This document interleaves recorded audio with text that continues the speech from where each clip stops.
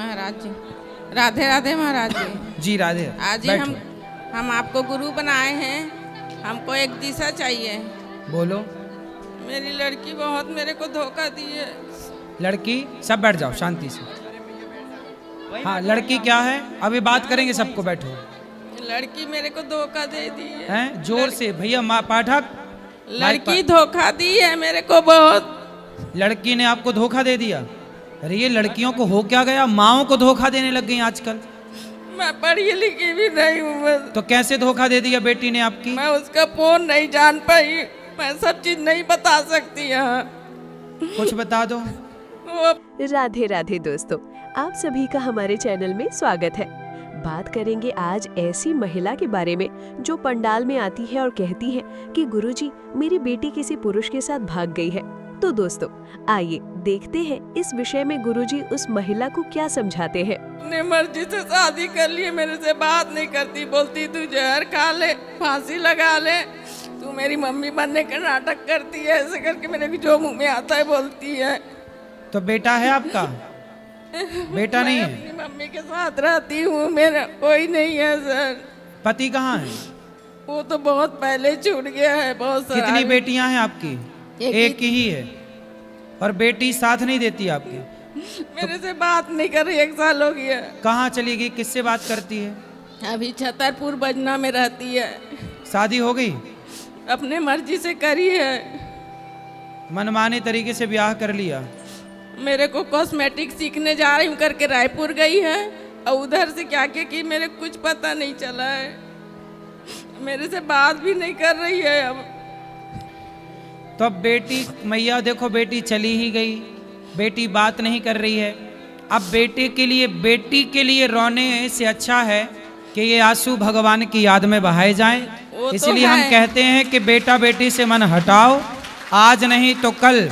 मीरा जी क्या कहती हैं, मेरे तो गिरधर गोपाल दूसरो ना कोई, एक भगवान के सिवा कोई अपना नहीं है, ना बेटा ना बेटी। आपका कथा ही मेरे को बचाया, नहीं तो मैं, मेरे अंदर में इतना बड़ा तूफान आया था ना, मैं हर चीज नहीं बता सकती। परेशान ना होइए, बेटी अपना खुश रहे जहाँ है बस, लेकिन आप भगवान का चिंतन करिए और भगवान में मन लगाइए बस। मेरी माँ के साथ रहती हूँ, मैं क्या करूँ बताइए ना। आप अपनी माँ के साथ हो?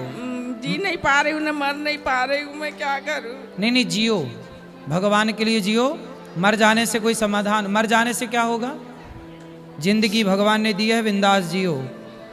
भगवान का बची सांसें, पूरा जीवन भगवान को समर्पित कर दो। एक बार बात उससे कर लीजिए, समझा दीजिए। कहाँ है, लाओ समझाएं।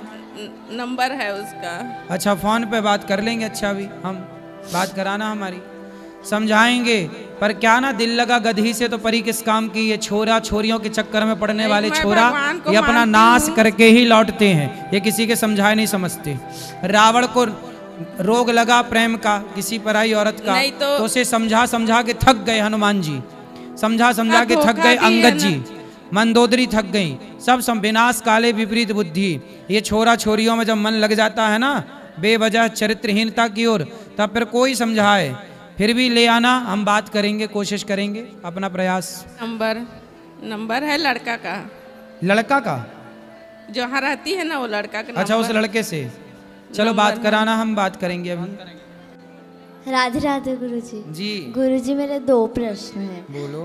गुरुजी, पहला प्रश्न ये है कि जैसे अभी कलयुग चल रहा है तो हम दिवाली मनाते हैं, तो जब घोर कलयुग आएगा तब दिवाली मनाई जाएगी? तब भी दिवाली आएगी, तब भी होली आएगी, परंतु मनाने वाले लोग कम रहेंगे। जैसे आज कथा हो रही है तो सुनने वाले 5,000 लोग होते हैं, 10,000 लोग होते हैं, 50,000 लोग होते हैं। कलयुग के अंत में जब कथा होगी तो सुनने वाले कोई 1 लोग 2 लोग ही रह जाएंगे।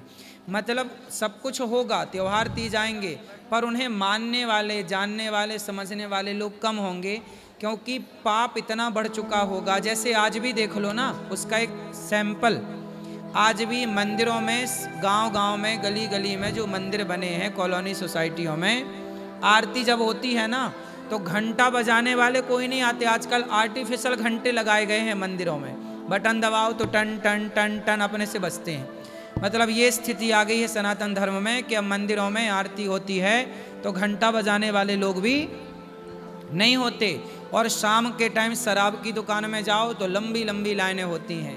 तो ये कलयुग का ये तो अभी दिखने लग गया कि मंदिर सूना सूना रहेगा, भरी रहेंगी मधुशाला, पिता के संग भरी सभा में नाचेगी घर की बाला, एक ऐसा कन्यादान पिता ही कन्या का धन खाएगा, रामचंद्र कह गए सिया से ऐसा कलयुग।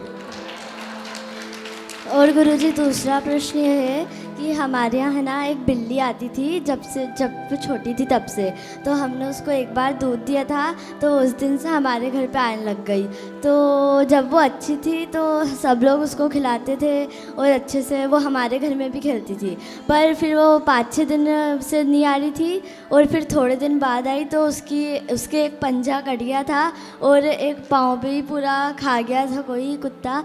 तो अब फिर हम उसको दूध देते ना, तो जो हम लोग ऐसे जॉइंट फैमिली में रहते तो सब लोग उसको भगाते, बस हमें उसको दूध देते और फिर हम उसको दूध पिलाते तो सब बोलते कि तुम लोग इसको पाल रहे हो, बिल्ली को नहीं पालना चाहिए। पर वो हमने पाल के नहीं रखी है, बस वो बाहर आती है तो हम दूध देते हैं और उसको दूध नहीं दो ना तो वो बैठी रहती है, जाती नहीं है कहीं। तो इस स्थिति में क्या करें?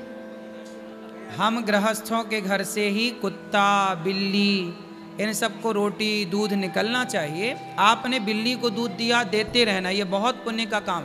हमने किसी को बंधन, आपने पाला नहीं है, आप तो दूध देती हैं, तो आपने किसी बिल्ली को दूध पिलाया, किसी भूखे को आपने जीव की रक्षा की, ये बहुत बड़ा पुण्य है। घर वालों को बोलना कि ये काम बंद ना करें। पहले सबके घरों में बिल्ली आया करती थी, अब बिल्लियों का आना बंद हो गया। मुझे आप लोग ये बताओ कि आप लोगों ने घर बड़े बड़े लग्जरी बना लिए, ना तो आपके घर में अब कुत्ता को रोटी मिल रही है, ना तो गाय को रोटी मिल रही है, ना तो बिल्ली का ठिकाना है। तो मतलब आप लोग प्रकृति के जितने भगवान के बनाए ये जीव जंतु थे, आपने तो सबका पेट काट दिया ना, मीन सबका हक छीन लिया, सबकी रोटी खुद खा जाते हैं। कुत्ते की आखिरी की रोटी भी खुद खाएंगे, गाय की पहली रोटी भी खुद खाएंगे। ये गृहस्थों का बड़ा पाप है, इसी पाप से लोग परेशान हैं। आज बड़े बड़े महल अटारी तो बने हैं, पर उस महलों में रहने वाले लोग परेशान हैं, चिंतित हैं, टेंशन में हैं, डिप्रेशन में, क्योंकि वो भूल गए अपनी प्राचीन परंपराओं को कि पहली रोटी गाय को, आखिरी रोटी कुत्ते को निकलनी चाहिए। आपके घर में बिल्ली का आना शुभ है, बिल्ली बहुत अच्छी होती है। बिल्ली को अमेरिका, लंदन जैसे देशों में पाला जाता है। पालने का मैं नहीं बोल रहा हूँ, लेकिन बिल्ली को दूध पिलाओ, रोटी दो, कहाँ जाएगी वो? ये सारे लोग हम गृहस्थों के घर में ही रहते आए हैं। बिल्ली बच्चा कहाँ देती है? आप लोगों के किसी के घर में ही चुपके से कहीं बच्चा दे देती है, कहाँ जाए ये बताओ? बाहर निकलती है बिल्ली तो कुत्ता खा जाते हैं। भाई बिल्ली तो हमेशा ऊपर रहती है ना। पूरी प्रकृति को ना आप लोगों ने आज की विकास के नाम पर पूरी प्रकृति को समाप्त कर दिया। पहले लोग आंगन होता था घर में तो फुदक फुदक के चिड़िया आया करती थी, गौरैया नाम की छोटी सी चिड़िया फुदकती रहती थी। अब वो चिड़िया देखने को नहीं मिलती।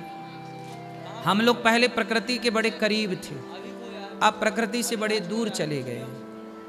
क्या बताएं बेटा, ये आप कह तो ठीक रही हो। हमारे यहाँ एक बिल्ली, हमारे यहाँ भी बिल्ली रहती हैं बहुत सारी, यहीं घूमती रहती है हमारे यहाँ। गोल्डन बिल्ली है, कोई भी आए वो बिल्ली पास में आ जाती है। हम लोग कभी परेशान नहीं करते बिल्लियों को, आओ खाओ, उसको दूध और देते हैं पीने को। इसलिए जीव मात्र की सेवा यही है। आप पालो, बंधन ना डालो किसी के गले में, लेकिन कोई आए तो उसे दूध दे दो सब। गुरुजी और उसके पाँव कटे और वो फिर घर में घुस के सोफे पे बैठ जाती तो ये अशुभ तो नहीं? नहीं अशुभ नहीं बेटा, ठीक। उसको तो आप उसको ये लग रहा है कि आपके घर में ही उसको सहारा मिल रहा है, इसलिए आप करते रहो। घर वालों को बोलना कि अच्छा काम है, बुरा नहीं है काम। चोरी करना बुरा काम है, छल करना चोरी करना कोई नहीं रोक रहा है। जीव जंतुओं की सेवा लोग रोक रहे हैं। जी गुरुजी, राधे राधे।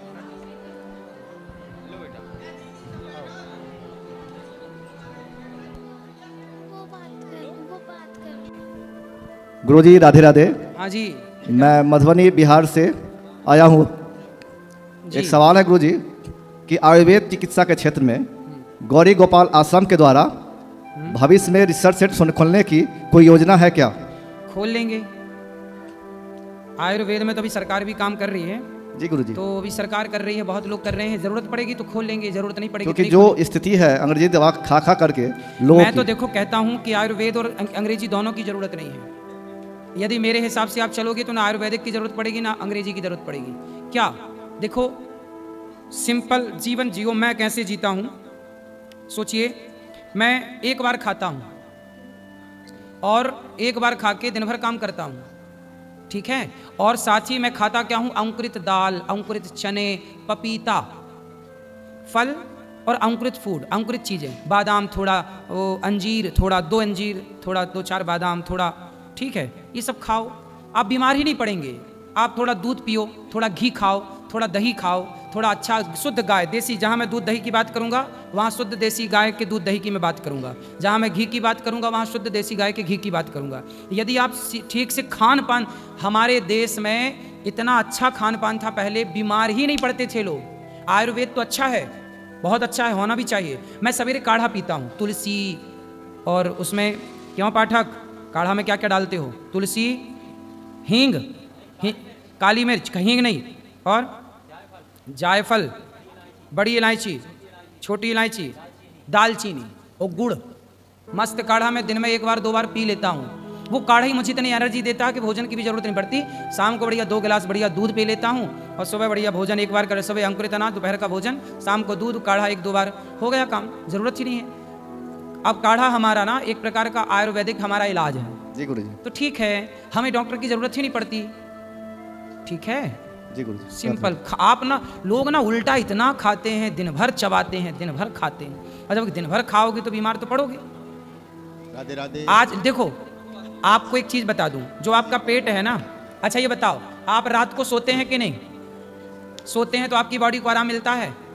जैसे आप सोते हैं ना, ऐसे आपका पेट भी आराम चाहता है। अब क्या करते हैं आप, 10 बजे तक तो ठूंसते हैं और 10 बजे तक ठूंस के जब सोएंगे तो आप तो सो जाएंगे, लेकिन बेचारा आपका पेट नहीं सोएगा। और पेट वो जो खाए हो ना भर भर के, वो पूरी रात बेचारा पचाता है, पूरी रात काम करता है पेट, उससे रेस्ट मिलता नहीं है। और जब उससे रेस्ट नहीं मिलेगा तो आप स्वस्थ कैसे होंगे? खून साफ कब होगा? आपके शरीर में जो आंतों में फंसा मल है वो कब निकलेगा? क्योंकि वो निकल नहीं पाता और आ जाता है। इसलिए बड़े ऋषि मुनि कह गए हैं कि रात्रि को ना खाओ, लेकिन तुम्हें तो 10 बजे भी खाना है, रात के 12 बजे भी ठूंसना है। तो पेट को आराम कब? सवेरा हुआ तो 5 बजे से 6, सवेरे बिना नहाए बिस्किट चाय फिर पगुराने लगते हैं। पेट आराम करे तो कब करे भैया? ये पेट है, जवानी में समझ में नहीं आता, हो जाओगे जरा 40 के ना, अक्ल आ जाएगी। 40 से बीमारियां नाचने लगती हैं सिर पे, फिर 40 से लेके जब तक जियोगे डॉक्टरों के चक्कर काटोगे। मेरी बात मान लो, चाहे बच्चे हो चाहे जवान हो, खान पान बढ़िया रखो, घी खाओ, दूध पियो, दही पियो, पपीता खाओ, केला खाओ, सेब खाओ, और अंकुरित चने जरूर खाओ, अंकुरित दालें जरूर खाओ। नहीं खाओ तो फिर मरोगे। 40 के बाद तुम्हारी कमाई का आधा 50% डॉक्टर ना ले जाए तो कह देना, ठीक है? हमारे भाई है, हाँ। जैसे ही दारू पी लेते हैं तो इसको भर रात भर दिन मारते रह जाते हैं। काय पत्नी को मारते हो? बहुत ज्यादा मारता है। कभी तो तुम बहन हो इसकी? जी। तुम साले को मारा करो उल्टा लटका के, नालायक को। सही कह रहे जी। तुम काहे नहीं मारती हो?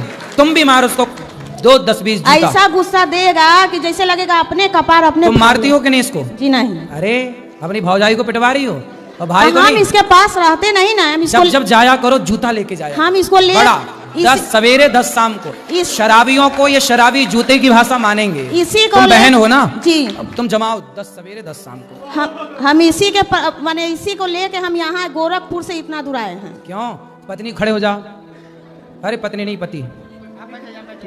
तुम काहे पत्नी को मारते हो? 2 बात करा उसको भाई से। नशे में हो जाता है बाबा, बोले ना साले ऐसे नशा, अपने को मार जूते से, एक जूता ले ले और अपने को मार जूते से। पत्नी को काहे मारता है? शराब तुम पियो नालायक, पैसे तुम बिगाड़ो, पत्नी के मारे। साले तुम्हें उल्टा लटका के मिर्ची का धुआं देना चाहिए। बच्चों को भी मारते हैं, बच्चों को भी हम 10 दिन में मारते सुधार दें। पत्नी को काहे मारते हो? मारने के लिए ब्याह करके लाए हो, दूसरे की लड़की को साले तुम मार रहे हो। नारी का सम्मान नहीं करते। तुम्हें कोई मारे साले कैसा लगेगा? नहीं बाबा, खाली सिर्फ नशा में होता है। माइक ठीक करो, माइक ठीक करो, मुंह में लगाओ। हाँ, नशा में बाबा सिर्फ होता है, इससे नहीं होता है। तो नशा में अपने को काहे नहीं मारते? लुगाई को काहे मारता है भाई? पत्नी को क्यों मारते हो? ऐसा कैसा नशा कि पत्नी अपने आप को भी हो जाता है, अपने आप को भी लगेगा कि कपार फाड़ लूँ, क्या करूँ, मर जाऊँ, कुछ भी हो जाता है। पत्नी को नहीं मारना आज के बाद। पत्नी को मारना, जो आदमी पत्नी पे हाथ उठाए ना वो मर्द नहीं नामर्द होता है।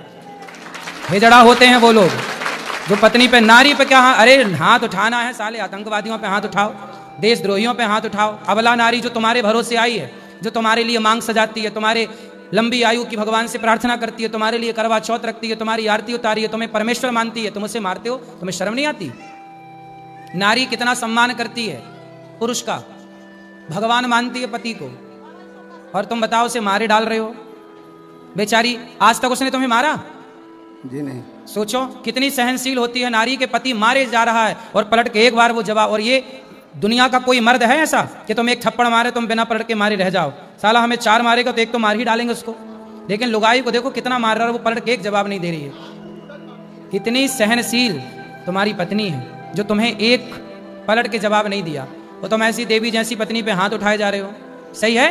जी नहीं। हमें बहुत गुस्सा आता है जो लोग पत्नियों पे हाथ उठाते हैं। पत्नी नारी है, यत्र नार्यस्तु पूज्यन्ते रमन्ते तत्र देवता।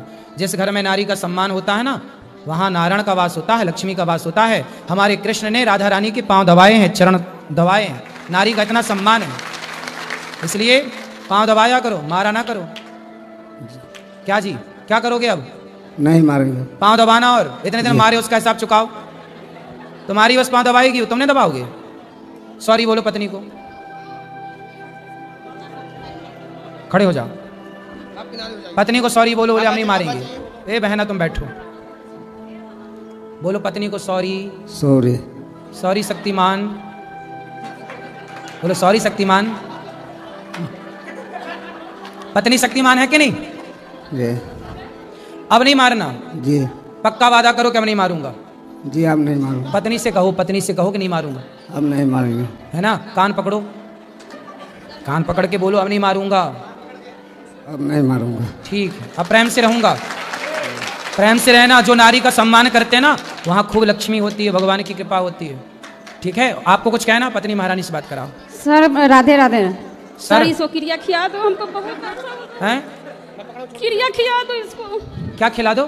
क्रिया खिला दो, कसम खिला दो, हमको बहुत डोसा होता है। कसम? हाँ। ए भैया कसम खाओ, माँ कसम खाओ कि नहीं मारोगे पत्नी को? जी बोला माँ कसम नहीं मारूंगा। और शराब भी नहीं पीऊंगा, माँ कसम खा के बोलो। चलो जी माँ कसम बोल रहा हूँ, अब शराब भी नहीं पीऊंगा। चलो अब अच्छे इंसान बन जाना। जी। अब नहीं पीना। पत्नी को तो मारना मत। जी। कहाँ से आए हो? सीतामढ़ी से हैं, बिहार से। सीतामढ़ी से, बिहार से। नहीं मारना, पक्का वादा कर दिया ना तुमने? जी। वृंदावन में वादा कर रहे हो। जी। अब नहीं मारना, अब नहीं मारेंगे। ठीक है? आप बात करो। जी मारेंगे, अच्छा उच्छा रहेंगे ना तो फिर हम आएंगे पूरा फैमिली। भगवान करे आप सुखी रहें। हाँ, संसार सुखी की रहेंगे तो फिर हम आएंगे पूरा